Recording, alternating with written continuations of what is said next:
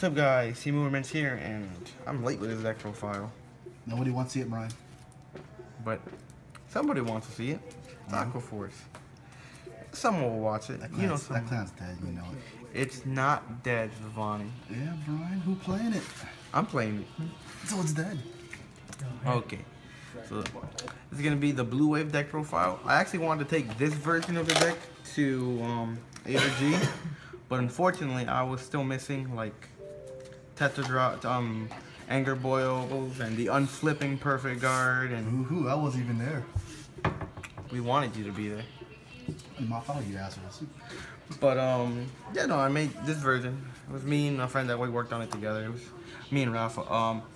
Starting Vanguard is a new one from the new set. It's really good. When the Vanguard attacks, counterblast 1, put this into soul, pick a rear guard, restand it, and give it plus 2k power. So usually the starter throws off your opponent because they're like, okay, all your rear guards are rested, there's nothing more to guard. Swing with the Vanguard, restand a unit, and then put all the triggers there, and you're like, oh, I thought your attacks were over. I have no problem with that. I'm Garnet. Yay, Garnet. So it's really good. Grade 3s, you play 4 Anger Boy. This is a card you always want to ride. If you ride your backup boss. Oh, I thought he was good, Brian. Oh no, your backup boss is only good when your opponent stays at grade 2. Oh, you're trying to bullshit me. But this is the real boss. That's the only boss. His GB2, his skill is basically when he's GB2, when he swings for the second attack, he gains 5k and he restands a rear guard and gives it plus 10. So that's pretty good. Like, it's basically a mini Lambros, so that's what I like about him. And then his on-stride ability is basically whenever you stride into a Bluewave unit,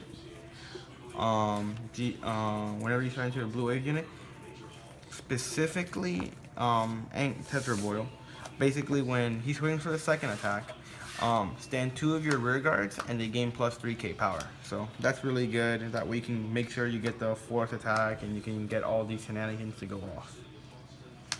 Your backup boss, who you don't want to ride unless your opponent stays at grade 2, is Tetra Drive. Even then, you still won't ride him. I'll ride him if I'm desperate. He loves my hand. He's Limit Break, so you know they stay at grade 2 and they try to beat you with it. Ride him and you can possibly either get them to 5 or kill them that turn. His skill is Limit Break. When he swings, he has to swing for the second attack, and then when you get the 4th attack, counterblast 2, discard 2, and he restands. Who's no Tetra Drive does at this point in time? Some people are new to this game. They don't know what Tetra Drive does. Get Ghost Corpse. His other skill is counterblast 1, and he gains 2k power. I actually did that once. Why? Because my opponent rode an 8k Vanguard and he stayed at grade 2 for an extra turn. He critted the fuck out of me. I rode this douchebag and I called out my hand and I killed him that turn because he couldn't guard 13 and then 18. That's sad, Brian. Your opponent's garbage. Hey, that's what he gets for critting me. Grade 2s, you play 4 Tidal Assaults because he's the deck. He is the deck. That's why he's shiny now. You don't know what he does. When he swings at the Vanguard, he restands minus 5k power. He's the deck. Then we play 4 Fuegos. He can be better than Tidal Assault, but sometimes awkward Tidal Assault. His skill is basically if you have a Bluewave Vanguard, whenever he swings for the 3rd battle, counterblast 1, he gains 2k power. So even if they're at grade 3, he gets big. Well, he can hit numbers, and he restands. So that's pretty good. That's what he needs to do. We play 3 Adelaides, and we don't play, not the Spike Brother one. That card is disgusting. We play the good Adelaide, Aqua Force one. Basically, yes, he's the Tava's Glimmer Breath clone. Why do we play Tava's card in a Bluewave deck? Is because you do play the Tava's Strides. So that way you do have access to the Tava's name, so you can use the Tava's triggers. This whole deck is meant for speed. So you have the early game with the Tidal Assaults and the Fuegos. And then once you go to your first turn stride, you go into her and you have your starter. And you can basically on that turn, you can get about 6 to 7 attacks. It's going to cost you a hefty amount of counterblast, but it's worth it. Then I play one of this guy. He's a new Bluewave unit. As much as I like him, he's really awkward. His skill is an active ability. His skill is Counterblast 1. When he specifically swings for the second attack as a rear guard, you have to Counterblast Bluewave, by the way. And if when he swings for the second attack, he gains 2k power and he restands after that attack. So the only thing that makes him really awkward is that all your Bluewave like cards, like say like Tetra Drive, Anger Boil, Anger Boil, Tetra Boil, the Vanguard specifically has to swing for the second attack. That's what makes this card really awkward. He's good if you ride grade 3 first and you can use his skill on that turn. So that's the only time he's pretty useful. But overall, he's whatever card. Worst case, you ride him for the Bluewave name, so that way you can call Huevos and you can use his skill. Freeze ready. We don't talk about Link Joker. That's a losing matchup. You can get around it. I only have one card to get around it, but we'll get to that when we get there. We play 4 of the Unflipping Perfect Guards. This deck counterblast a lot, if you haven't noticed, but it counterblasts a lot, but every counterblast is for an extra attack, so it's pretty worth it. 3 stride enablers, because we stride a lot in this deck. You want to always stride. The only way to get around Link Joker is right here. Her name is, I keep forgetting her name, Melania. So she has resist. Her skill is basically when she swings for a third attack or more, basically a third wave or more, Counterblast 1, she gains 5k if you have a Thawas Vanguard in the name, which you do when you go into the Thawas strides. So she's good right there, so that way, you know, you can get more time. Says high. Not if you have an entire... Spaghetti Messiah says high. Okay, Spaghetti Messiah can, yes. But Big Crunch, if you make an entire column with resist, you can't touch me. You think that, don't you? I'll find a way, Brian. You can't. The entire column has resist. You have to pick one. I will cold breath you if I have to. I'm so petty. You don't even run that card. I do. And Chaos Breaker. I'm so upset. You know I don't get cold breath. You're so good. 2 Battle Sirens. She's really good because she can swing from the back row. You could run the Bluewave one, but the Bluewave one sucks because he only can swing from the back if you have 2 Bluewaves on the Vanguard circle, and it doesn't get power. You're swinging for 7, so it sucks. And then finally, we play the Seagull. I like the Seagull for one thing. It's a one-off because one. Aqua Force. Seriously, Brian? I'm running 2 one-offs. You're a ballsy man, Brian.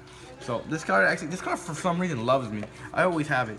I either ride it or it's in my hand for. So that one-off you have, you end up riding the one-off. Or, hey, it's a good ride. You think that ever makes you happy? At least I'm not great stuck. That ever makes you happy. So it's a really good combo with Tidal Soul. So say you go ride Vanguard, call Tidal Soul, call the Seagull, skill Soul Blast 1, pick a rear guard, give it 3k power. So you give him 3k power. If your opponent is still at grade 1, swing for 12, restand, swing for 7. That's pretty annoying. That means that's 2 pokes that can actually hit him. So, and then not only that, in his GB1 skill, when he boosts for the 4th attack or more, he bounces back to your hand. So you can keep using his skill over and over again. My friend Rafa prefers using the Bluewave unit that when it boosts for the, I think it's the 3rd attack or more, you get to add a Bluewave grade 3 back to your hand. It's not bad, that card, but I like him because it's early game and he does about the same thing. He just bounces to your hand while the other one gives you a +1 or a recycle. But I like the Penguin better. And that and against like Link Joker, Narukami, and Kagura, at least, you know, the 1 unit comes back to your hand. It's not there forever. We play 4 draw triggers. Specifically the Melina.